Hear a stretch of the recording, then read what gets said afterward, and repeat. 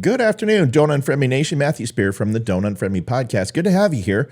Thanks for watching. What are we talking about this afternoon? I have to preface something. My goal isn't to punch down and hit people who, put themselves out there and make a stand or make an argument. That's not my goal. I usually hit up politicians, geopolitical leaders, celebrities, the occasional soccer mom when they get lippy. I just tell you what, they just yip. Always chirping they are. And once in a while, someone will enter the political fray who wants to make a point. And that's fine. That's part of discourse. That's part of petitioning the government. That is a fantastic way to express your views. However, once you do that and it might impact my family and the way that the government runs things or proposes things, I'm going to have an opinion. I do on this one. And poor Elise has entered the crosshairs. We'll cover that in 15 seconds. I'll be right back. Do you want the truth? Are you tired of being so confused? You feel like you're more f***ed up than the lies on the internet. Well, just step right in. We can talk about it all as friends. Happy Friday. It's Red Friday. We wear red on Friday to remember everyone deployed. And don't forget to remember Still Point, the Don't Unfriend Me band, STIILPOINT. Stop by, listen to their music on iTunes.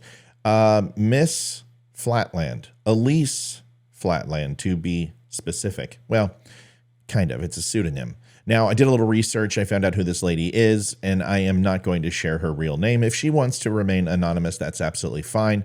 Some jerk will do it. I'm not going to. However, there is a group in Kansas in a particular town, which I'm not going to mention either, and it's called the Flatland Group, and their job is to really assist children in gender-affirming care, transitioning. She makes a statement in front of politicians and the general public, probably at a city council meeting, I would assume. I don't have all the detail. But her overall testimony, it leaves a little to be desired. I want you to listen to it. I will be judgy. You don't have to be, or you can be with me and we can judge together. That's always fun. Here's the video. I'll give you commentary throughout. My name is Elise Flatland. I've been a resident of Kansas for the last 20 years. Well, we're going to start already. Flatland, Kansas, kind of redundant. I want you to pay attention to the people right here. This person, and I will not assume their gender, and this person. They look alike, similar builds, if you call it that. And in my opinion, I would just garner a guess that these might be Miss Flatland's children. Now, she's going to walk you through, and you're going to need a roadmap and a compass because you're going to get lost, but I'll try to break this down for you. Here's the rest of it as far as her family makeup. I have 4 children, 2 girls, 2 boys. Okay, 4 children, 2 girls. Let's go ahead and get some representation here. The glasses and the phone will be girls, and the chapstick and the hairbrush will be boys. Okay, so everyone can visualize what I'm doing here so we don't get confused. Okay, phone and eyeglass case, girls, boys, chapstick, and hairbrush. All right, here we go. My oldest is my transgender daughter, and my youngest is an 11-year-old transgender boy. Okay, that still doesn't change the fact that those could be her children. I don't know. I'm just garnering a guess. Let's see if we can get the mix up here correct. Both of my children have been diagnosed with gender dysphoria, and both are currently receiving gender-affirming care. Through this care, my husband and my consent has always been required. Okay, so that means that one girl wanted to be a boy, and one... Oh, see, this is so hard. Hold on. Yeah, I got it right.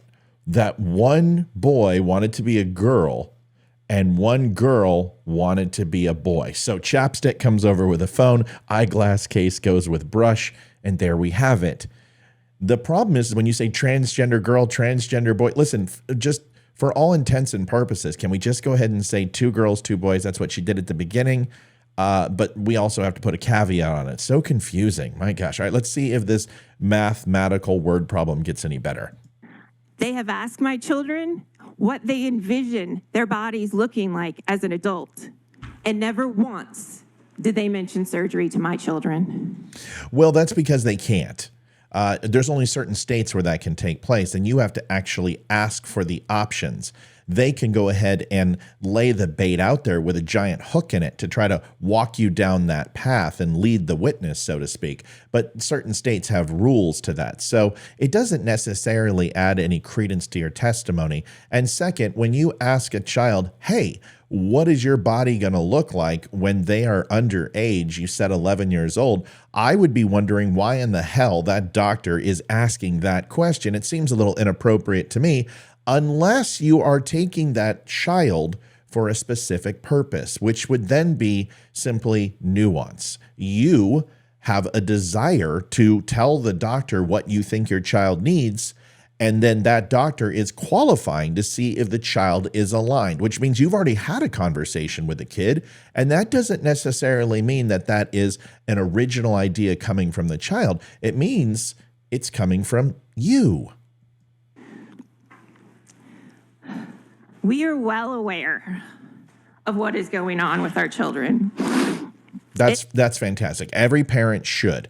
You should absolutely know what's going on with your kids. Great. Is not the government.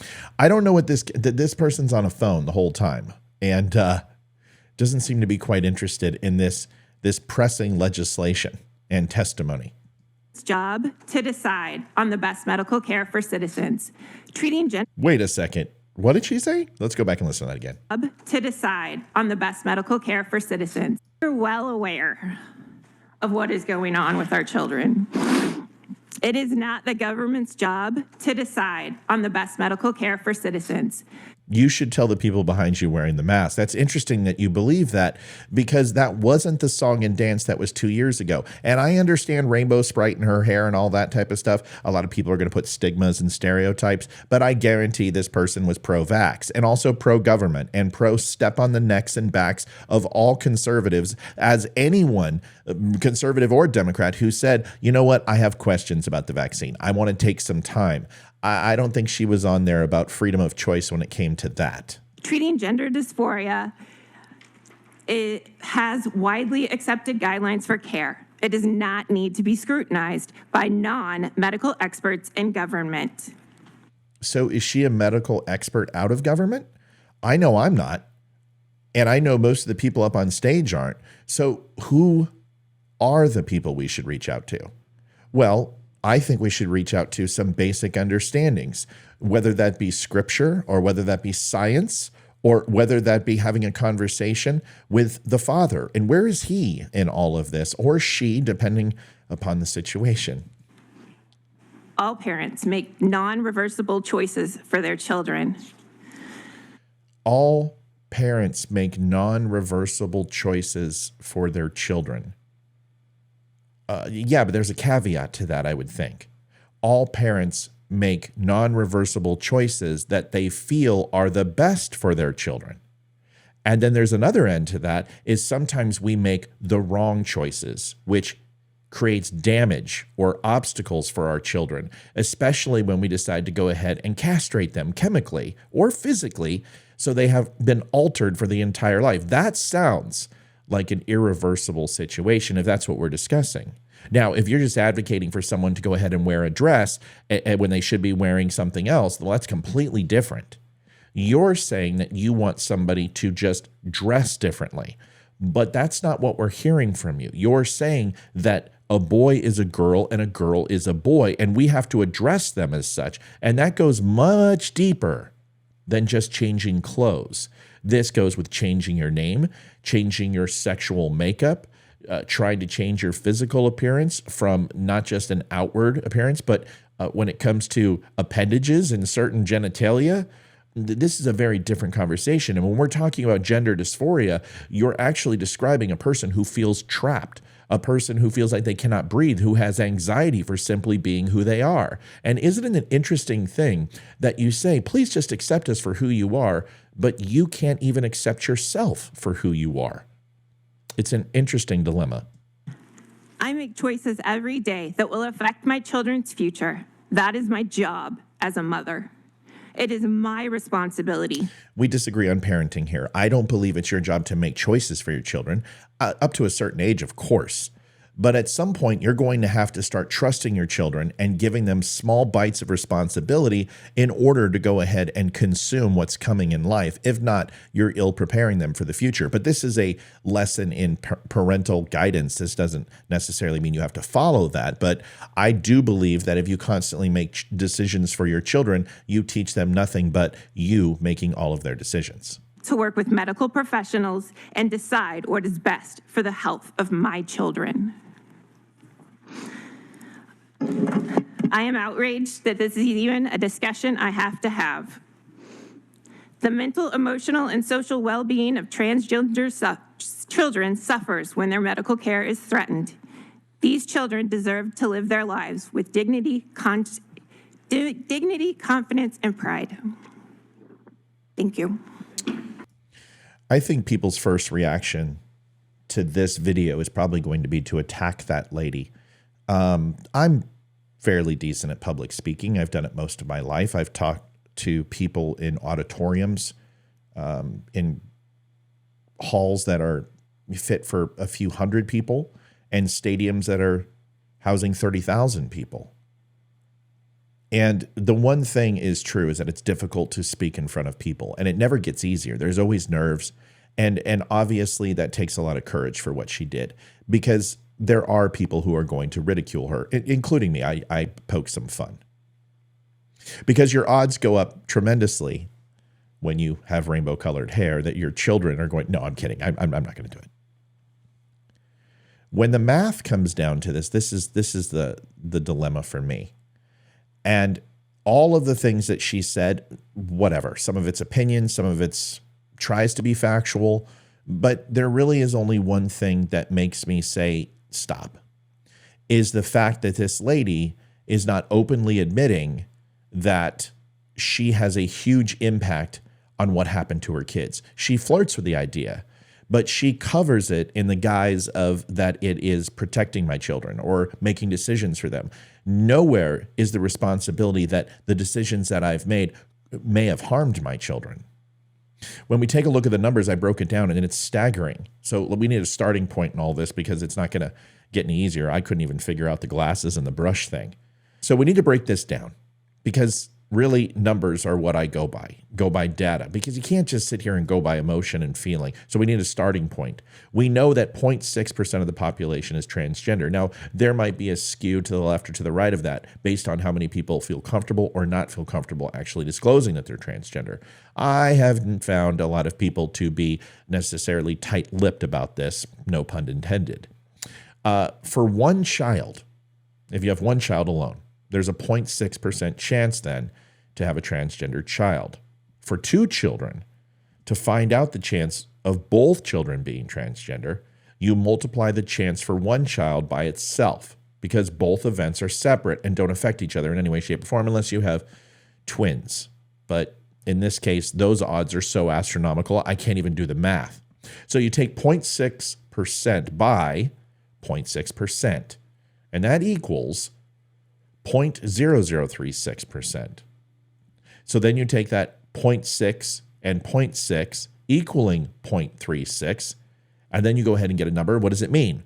Well, it means that there's a 0.0036 chance, or about 1 in 27,778, that a family with two children will have both children being transgender.